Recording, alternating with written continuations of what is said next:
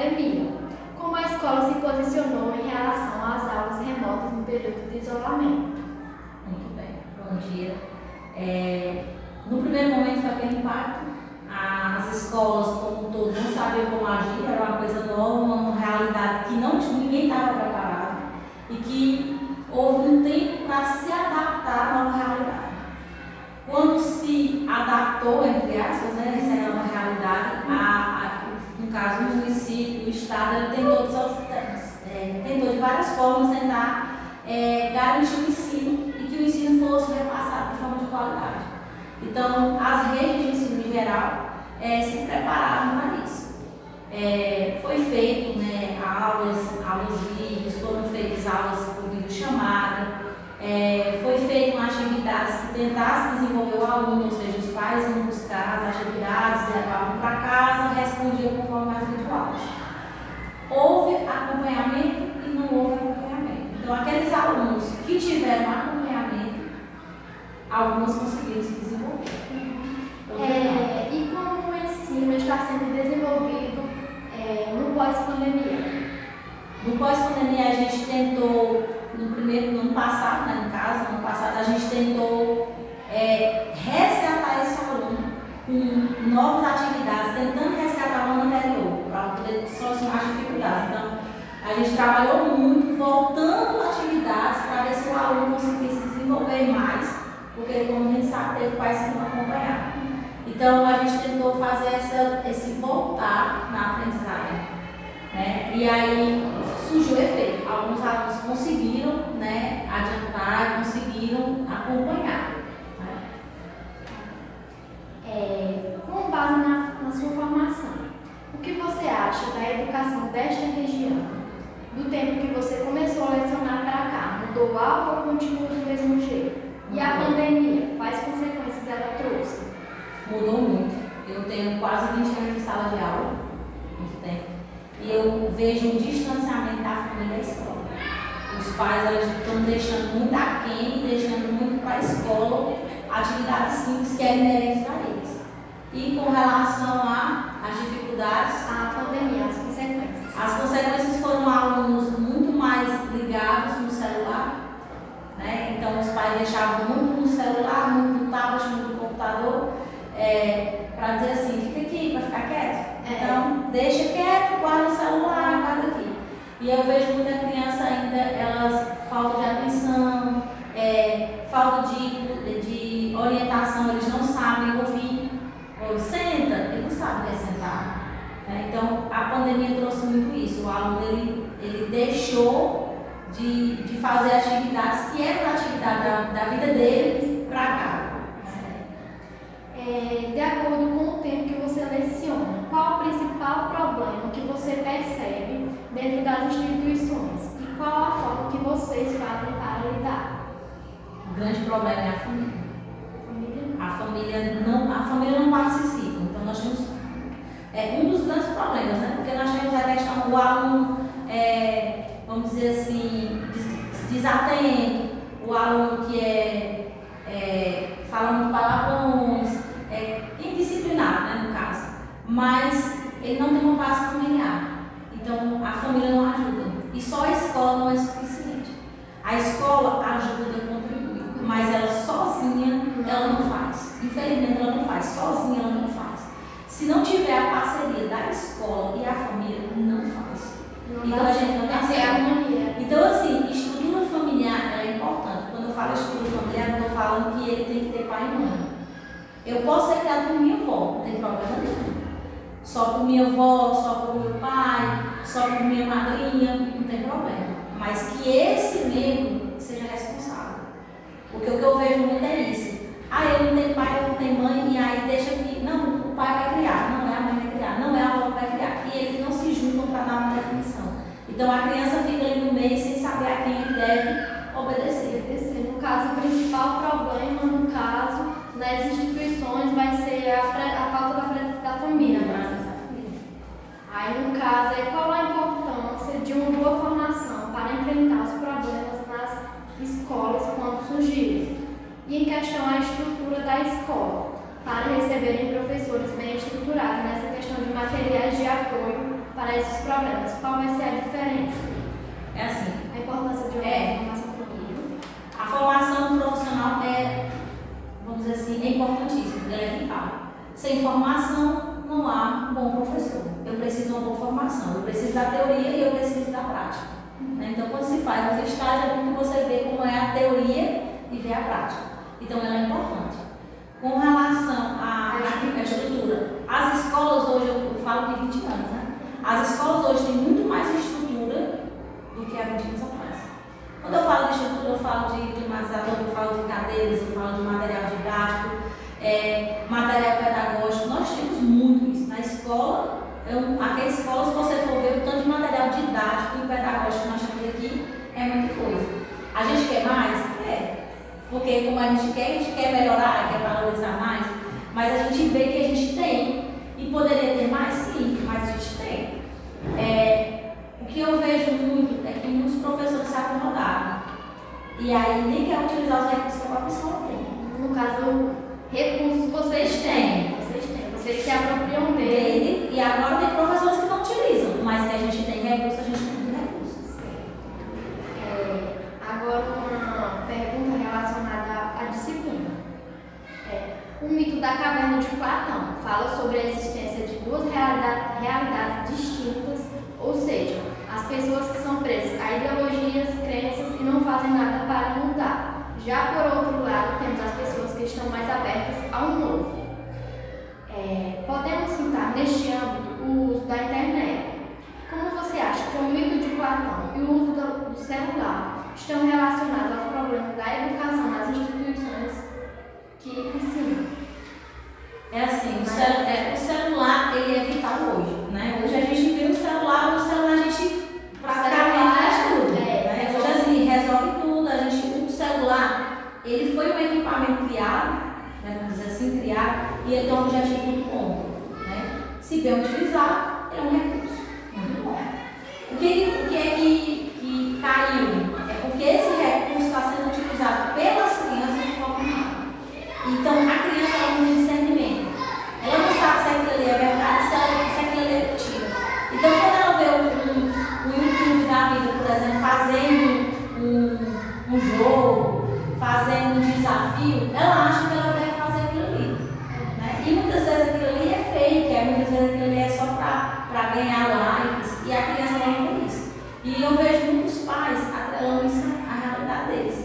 Tem muitos pais que eram para ter uma concepção diferente, ou seja, ter essa venda nos olhos, e muitas vezes a gente vê que os pais acreditam, até mesmo, eles mesmos acreditam. Imagina uma criança. Exatamente. Outra pergunta relacionada à inclusão. Bom, a inclusão é um assunto bastante debatível. Como vocês fazem para incluir pessoas com suas especificidades em projetos, brincadeiras, atividades? Nossa escola, eu colocar aqui essa observação, nossa escola nós temos muitos alunos com deficiência e nós temos alunos autistas. Nossa sala tem pelo menos um autista em cada sala. Pela manhã nós temos pelo menos um aluno em cada sala. Então assim, todas as atividades que são feitas na escola, todos os alunos participam. E eles interagem de uma forma que eles vivenciam aquilo como se fosse algo normal e eles não veem essa diferença. Então, assim, nós alunos tratamos eles iguais. A gente sabe que tem limitações. Porém, a gente tenta colocar, por exemplo, aquele aluno que é mais, vamos dizer assim, mais esperto para ficar perto dele, para ajudar, para incentivar, para ser um monitor. Faz ele um monitor. Então, aqui a gente trabalha não só a questão da inclusão, mas também a questão do bullying, que a gente trabalha também. Uma questão bastante. A gente trabalha também. Então, a gente, além de trabalhar a inclusão, a gente trabalha o bullying. Então, ou seja, essas duas atividades na escola, eles desenvolvem para que não tenha isso. Então, ele já vem do infantil e passa para o fundamental já nesse movimento. Então, ou seja, você não vê um aluno aqui, por exemplo, com deficiência ou os autistas não interagindo na aula do recreio. Eles estão interagindo com os outros normais. Mas como se fosse algo normal, porque geralmente o autista ele é mais no canto dele, e eles não, ele não precisa nem dizer, chama fulano para vir brincar. Eles mesmos já pegam e já botam na roda. Então assim, a inclusão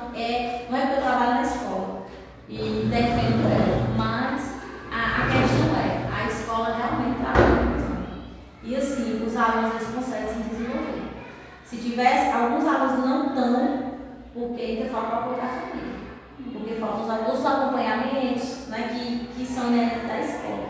Mas enquanto escola, você vê a escola, não só eu, como os outros professores, todos trabalhando na inclusão de fato e vendo aquele aluno com potencial.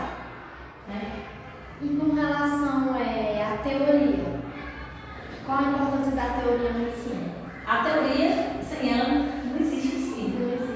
A teoria é vital, ela é necessária. Eu preciso, enquanto professor, ter a teoria. Porque a teoria é que vai formar o profissional. Se eu não tenho teoria, como é que eu vou fazer a metodologia? uma prática boa. Eu preciso ter uma teoria e seguir aquela teoria. Não significa que eu vou ter apenas um teórico, né? Porque eu sempre acreditei que um professor deve se espelhar em vários teóricos, né? E procurar extrair daquele teórico o melhor que ele acha.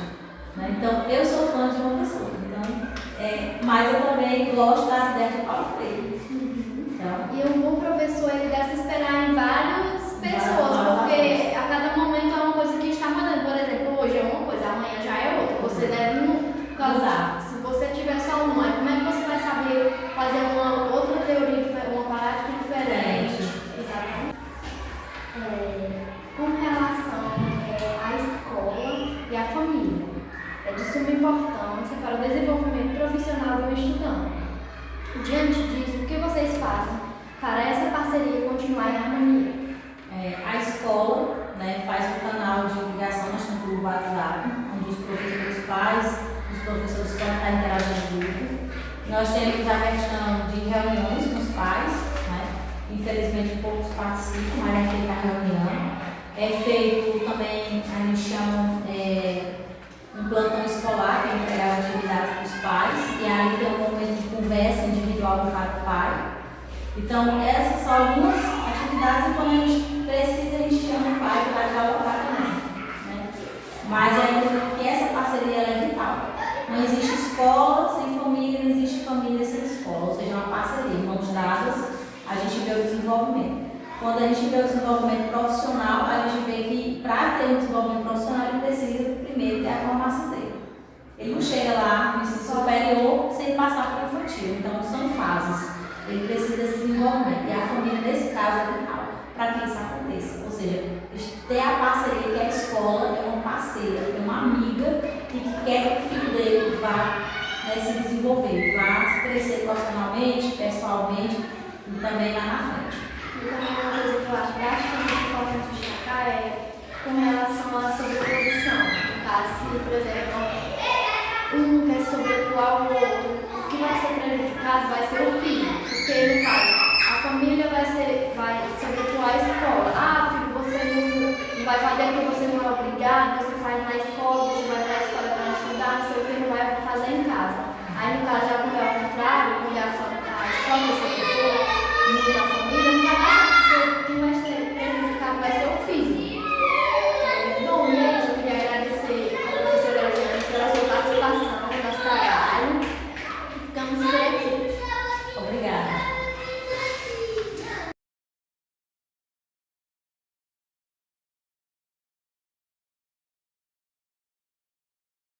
Boa tarde, estou aqui com o diretor da Escola Ovidio Nunes de Barros. Eu vou pedir a ele para se apresentar. Por favor, tome a palavra.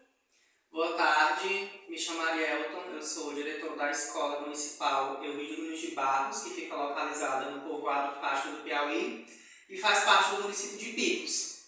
Eu estou há mais ou menos 2 anos e meio na função de diretor e eu me formei em 2019 em Pedagogia pela Universidade Estadual do Piauí.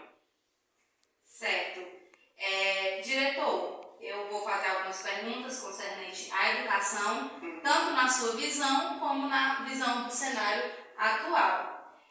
O mito da caverna de Platão fala sobre a existência de 2 realidades distintas, ou seja, as pessoas que são presas a ideologias, crenças e não podem fazer nada para mudar. Podemos citar nesse âmbito o uso da internet. Como você acha que o mito de Platão e o uso de celulares estão relacionados aos problemas da educação nas instituições que ensinam?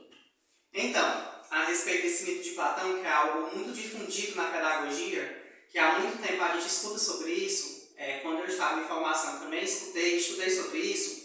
Agora, na função de diretor, eu vejo que realmente esse mito ele pode ser aplicado na realidade em que a gente presencia atualmente nas escolas. Principalmente porque esse mito ele fala um pouco, ele dá um paralelo entre a realidade e o mundo fantasioso. E a internet tem muito disso. Principalmente depois da pandemia, a gente passou a usar mais a questão das ferramentas online, né, por conta do ensino remoto. E, infelizmente, muitos adolescentes e crianças passaram a utilizar a internet de uma forma maléfica, não benéfica. Porque a gente costuma dizer que a internet é uma terra de ninguém.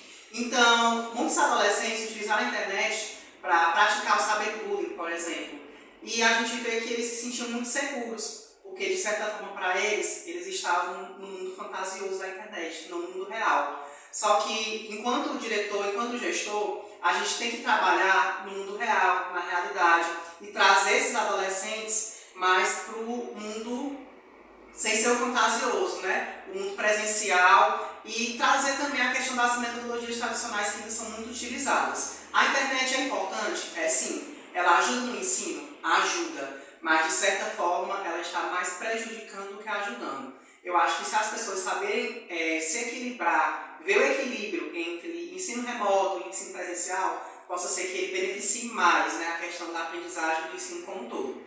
Mas, voltando a essa questão do mito de Platão, eu acho que a gente não pode aplicar isso somente para a questão do ensino, da educação. A gente pode aplicar isso para a sociedade como um todo, até porque a educação faz parte da sociedade. Uma implica a outra, uma influencia a outra. Então, a sociedade ela tem que ver a internet, já que ela está tão difundida hoje em dia, como algo benéfico, que pode ajudar muito todos nós. Mas saber que tem que ter o equilíbrio entre o mundo fantasioso e a vida real. É muito importante a gente saber equilibrar esses dois pontos para poder ter uma vida harmoniosa, né, em sociedade. Certo. Muito obrigada por responder essa pergunta.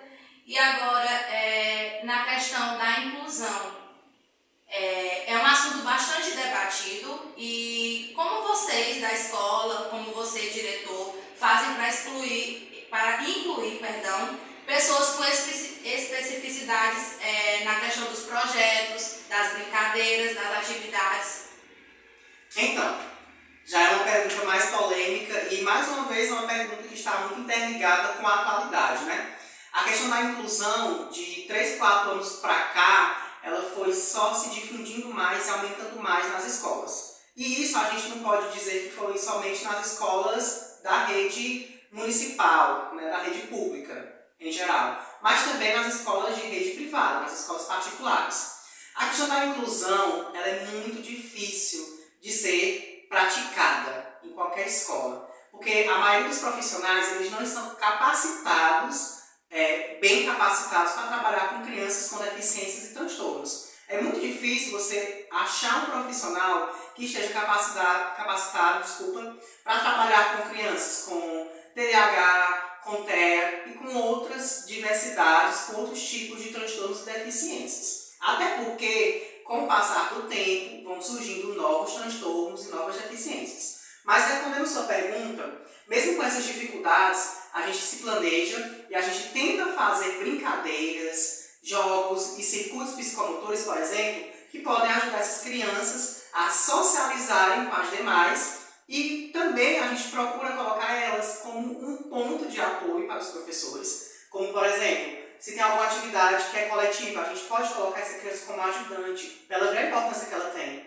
É muito importante, por mais que a gente sempre fique batendo naquela tecla que a criança é especial, que a gente tem que tratar ela de forma diferenciada, que às vezes eu acho que é um pouco errado. Eu sei que é polêmico falar isso, mas eu acho que é errado. Já que a gente tem que incluir, a gente tem que tratar ela como se ela fosse uma criança como qualquer outra. Não é porque ela tem uma deficiência, um transtorno, que a gente tem que tratar ela como um pedestal, como alguém diferenciado. É claro que ela tem suas especificidades, que a gente tem que tratar ela de certa forma com algum cuidado a mais, mas eu acho que também a gente não pode tratar ela como um ser exclusivo. Até porque, muitas vezes, as pessoas elas não sabem diferenciar a questão da deficiência, do transtorno e da personalidade, que é algo que também implica muito no comportamento da criança. A questão da família, de como ela se comporta com os demais, isso também influencia. E isso não tem nada a ver com a questão dos transtornos e deficiências que ela pode ter.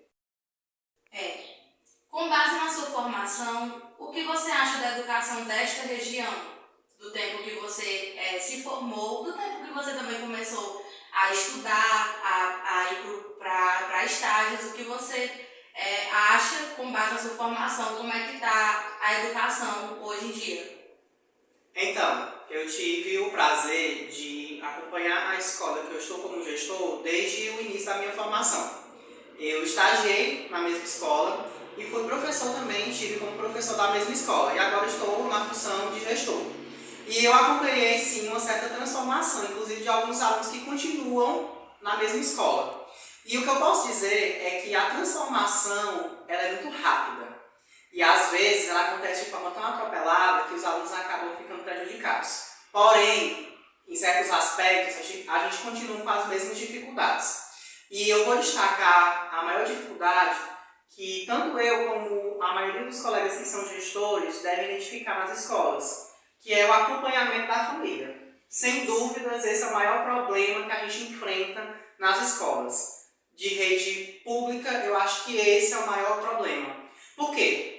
Nós temos famílias de diversidades enormes, tanto aquelas famílias que acompanham muito, como também aquelas famílias que praticamente só deixam as crianças na escola e vão trabalhar, vão para suas casas, fazer suas funções.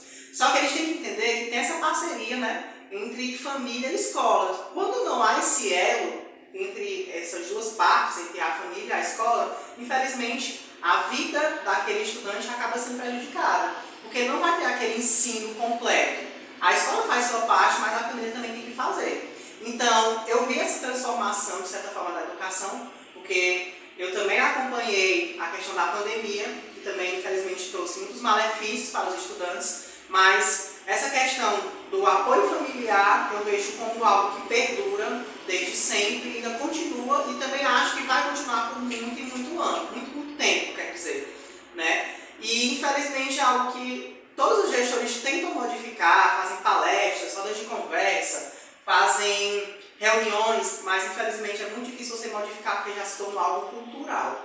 Tanto dessa comunidade em que eu trabalho, como também de outras comunidades que eu escuto de outros gestores. Muito bem. Então, isso quer dizer que a importância da teoria Então, isso quer dizer que a importância da família no desenvolvimento do estudante é de extrema importância, né? Sim. Porque a gente sabe que quando eles saem da escola, eles voltam para casa. E, às vezes, quando saem da escola, eles saem aprendendo. Só que quando chegam em casa, se não tiver uma família que leve a sério, né, o estudo que aquele aluno está fazendo na escola, para acompanhar ele, para desenvolver as atividades. Então, se não houver esse aparato, né, isso meio que não dá em nada. Porque tem que ter a ajuda da escola, Isso. principalmente também, e também, principalmente, os dois são muito essenciais, da família. Isso, tem que ter uma continuidade, né? A escola faz o seu trabalho, mas a família tem que continuar o trabalho na escola e vice-versa. Inclusive, a gente, como gestor, tem que ter a consciência que nós erramos também. A gente, às vezes, culpa muito a família, dizendo, mas é culpa da família que me acompanha. Mas a gente também tem que ver todos os aspectos. Aquela família pode ser uma família desestruturada, né? Aquela criança pode ter só a mãe ou só o pai, pode ser criada por avós ou por outros parentes, pode ser adotada. Então, como gestor, a gente tem que considerar todos os aspectos. Então, também, a gente não pode jogar a responsabilidade toda na família, né? Às vezes o problema não é a família, somos nós. Sim, muito bem. E em relação ao tempo que você teve estagiando na escola, como você também já deve ter, né, participado de palestras, já tem amigos, né, que são professores. Qual é o principal problema, né, evidente hoje nas instituições em relação à educação, ao ensino? Eu vou bater na tecla de coisas que eu já falei durante a entrevista, que infelizmente podem parecer clichês, mas realmente é o que mais acontece, o que mais dificulta o trabalho dos professores. Em primeiro lugar, o acompanhamento da família, a falta desse acompanhamento. a falta de interesse dos próprios estudantes, principalmente quando eles chegam nos anos finais do ensino fundamental, sexto, sétimo, oitavo, nono ano, né, que eles estão se preparando já para ir para o ensino médio. É, sem dúvidas, uma etapa muito difícil, porque eles vão criando interesses com outras coisas e vão perdendo interesse nos estudos. A questão da internet, ela prejudica muito, as redes sociais. Elas, de certa forma, são benéficas, mas para as crianças e adolescentes que não sabem utilizar esses meios, ela acaba se tornando maléfica, a internet. E eu também vejo uma questão cultural muito forte de cada comunidade. Nessa comunidade que eu estou inserido, infelizmente as pessoas não valorizam muito o estudo. Às vezes elas acham que o trabalho é importante. O trabalho é importante, mas para você conseguir um trabalho bom, não dizendo que todos os trabalhos não são dignos, mas para você conseguir um trabalho bom, você precisa de qualificação. Hoje em dia, até as pessoas que têm, né, alguma qualificação já não estão conseguindo um emprego, né, por conta também, né, dos problemas que a gente tem enfrentado no Brasil, mas aquelas pessoas que não têm nenhum tipo de formação, como é que elas vão conseguir se inserir no mercado de trabalho? Então, as crianças e adolescentes, eles têm que ter essa visão de futuro. E essa visão de futuro, muitas vezes, ela é inserida através das famílias. As famílias que têm que ter essa conversa, né, com a escola também, fazer esse elo, conversar com eles, dizer a importância do estudo, que não é uma coisa que é passageira, é uma coisa que é para a vida inteira, né, que eles podem utilizar mais na frente. E muitas vezes eles não têm essa consciência, mesmo a gente reforçando o tempo todo nas escolas, né, de todas as formas possíveis e impossíveis. Mas se a família não reforçar isso, né, infelizmente fica muito dificultoso o trabalho da escola. Então, eu elenco esses três, né, como os maiores dificultores, as maiores dificuldades que a gente presencia, tanto como professor como gestor. A questão da internet, a questão da falta de acompanhamento das famílias e da falta de interesse dos estudantes. Porque, assim, muitas pessoas gostam de dizer que as escolas públicas, elas têm falta de infraestrutura. A estrutura é muito importante, é de suma importância, mas nem sempre aquela escola que tem a melhor estrutura tem o melhor ensino. Pois bem, trazendo aí para essa questão da parceria, né, de professor, diretor, família, tivemos agora um cenário recentemente que foi o cenário de uma pandemia, né, universal, contraída pelo Covid-19. E a gente sabe que foi um momento bastante complicado, tanto para os alunos que já são grandes, que têm entendimento, quanto para os pequenos, né? Principalmente para os pequenos, porque eles passaram por essa turbulência e às vezes até hoje não entendem o que realmente aconteceu. Então, com base nisso, na pandemia, eu queria saber como a escola se posicionou em relação às aulas remotas no período do isolamento, que foi em meados de 2020. Então, eu assumi a gestão da escola em 2021. A gente estava no decorrer da pandemia, digamos assim, no boom da pandemia. E nós passamos praticamente o ano inteiro de 2021 trabalhando apenas com ensino remoto, né? No finalzinho do ano de 2021 foi que algumas turmas voltaram de forma semipresencial, se a gente pode falar assim, né? A gente trabalhava com o ensino mesclado. Dias alternados, eles iam para a escola e em outros dias ficavam em casa para assistir a aula de forma remota. O híbrido, né? Isso, que a gente chama de ensino híbrido. E, querendo ou não, até hoje, os impactos da pandemia continuam, eles perduram, né? Possa ser que daqui a 5, 6 anos a gente continue sofrendo com os impactos negativos da pandemia. A gente pode também extrair coisas boas dela, né? A questão do ensino remoto e das tecnologias que os professores tiveram que procurar, né, para trabalhar, isso é uma forma benéfica também. A gente não pode também dizer que foi 100% maléfica. Mas os impactos negativos são maiores. E como a escola se comportou nesse tempo todo? A gente teve que trabalhar com o ensino remoto e teve que capacitar os nossos professores, né? A rede, né, do município de Picos, como a escola faz parte dele, teve que procurar novas formas, novas metodologias, novas práticas pedagógicas, né? E quais foram essas práticas pedagógicas que o município ele ofertou para os professores? Faziam jornadas pedagógicas, capacitações online, cadernos de atividades, as videoaulas no YouTube, que foram muito importantes, que hoje em dia a gente ainda pode utilizar, né? Porque é uma forma benéfica também de ensinar. Já que o ensino tradicional pode estar um pouquinho ultrapassado, por que não utilizar a internet a favor do ensino, da aprendizagem dos alunos. Então, as videoaulas, que tanto foram exploradas no ensino remoto, a questão dos vídeos, das animações, tudo isso ele pode ajudar no ensino dos alunos. E a gente trabalhou muito com isso e hoje em dia ainda trabalha, né? A gente ainda continua com os famosos grupos de WhatsApp, né? Todas as turmas ainda tem esse grupo. Ele fica um pouco mais distante, porque a gente está trabalhando agora com o ensino 100% remoto. 100% remoto não, desculpa, 100% presencial. Mas antes, os grupos de WhatsApp, eles faziam parte corriqueiramente, né, do dia a dia dos professores. E hoje em dia eles estão ainda, né, nas escolas, ainda fazem parte do ensino, mas de forma um pouco mais devagar, mais lenta, né? Que esse seria o ensino sendo desenvolvido no pós-pandemia, né? Isso. Trazendo alguns resquícios do tempo do isolamento. Hoje até nós, licenciandos, estamos ainda utilizando de plataformas, né, como o Google Sala de Aula para enviar trabalhos e afins. Então a gente sabe que isso perdurou após a pandemia também, nos dias de hoje. Então, eu queria agradecer ao diretor Arielton por ter se disponibilizado em estar respondendo essas perguntas para o podcast e agradecer em nome de toda a minha turma, a Yasmin, a Clara Yasmin, a Kaliene, que não puderam estar, e queria dizer que muito obrigada por esse momento. Eu que agradeço, é de suma importância essa questão, né, das pessoas que estão em processo de formação virem até as escolas, conversar com as pessoas que estão trabalhando, até porque é uma troca muito importante. Ao mesmo tempo que eles aprendem com a gente aprende com eles. Porque, de certa forma, o que a gente aprendeu está um pouco ultrapassado, né? A gente que trabalha com educação tem que procurar sempre se aperfeiçoar, se atualizar, porque a educação é isso. A educação agora tem essas mudanças, essas transformações. Se você não se atualizar, você fica para trás. Isso, e o professor, como já bem sabemos, o professor, ele é um pesquisador. Ele automaticamente é um pesquisador. Então,